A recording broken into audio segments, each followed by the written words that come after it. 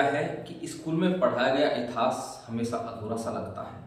हम तारीखें याद करते हैं, राजाओं के नाम याद करते हैं, युद्धों के कारण और परिणाम याद करते हैं, लेकिन जब हम बड़े होते हैं और इतिहास को गहराई से देखने की कोशिश करते हैं तो अचानक एक अजीब एहसास होता है।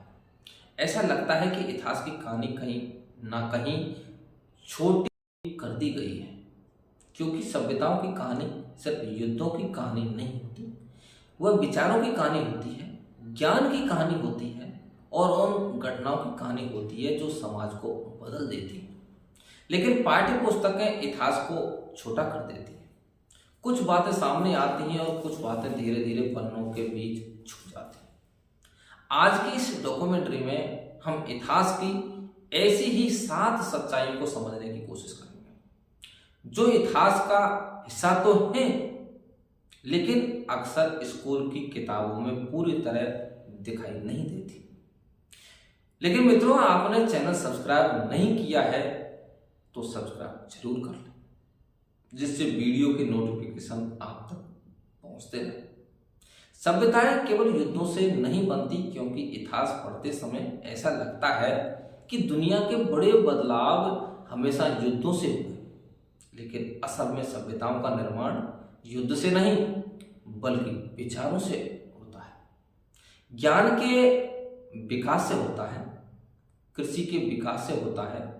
जब मनुष्य ने खेती करना सीखा तो समाज बदल गया। जब शहर बनने लगे तो व्यापार बढ़ा। जब ज्ञान को संरक्षित करने की परंपरा बनी तो सभ्यता स्थिर हुई। लेकिन यह सब इतिहास की किताबों में कुछ ही पन्नों में सिमट जाता है। दूसरी सच्चाई, प्राचीन दुनिया हमारी कल्पना से ज्यादा जुड़ी हुई थी। हम अक्सर सोचते हैं कि प्राचीन सभ्यताएं एक दूसरे से अलग थलग थीं, लेकिन वास्तविकता इससे बिल्कुल विपरीत है। हजारों साल पहले भी व्यापारिक मार्ग महाद्वीपों को जोड़ रहे थे। भारत से मसाले रोम तक जाते थे। चीन से रेशम मध्य एशिया के रास्ते यूरोप पहुंचता था।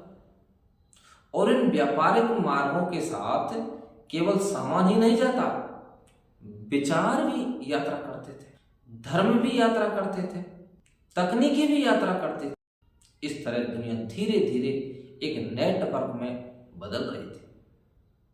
तीसरी सच्चाई कि जब हम ज्ञान की बात करते हैं तो अक्सर हम लिखित ग्रंथों की कल्पना करते हैं, लेकिन मानव इतिहास का एक बड़ा हिस्सा मौखिक परंपरा से चला है। भारत में वेदों की परंपरा इसका सबसे प्रसिद्ध उदाहरण है। सदियों तक ज्ञान को स्मृति के माध्यम से सुरक्षित रखा गया। इसके लिए जटिल विधियां विकसित हुई, जिनसे शब्दों की शुद्धता बनी रहती थी।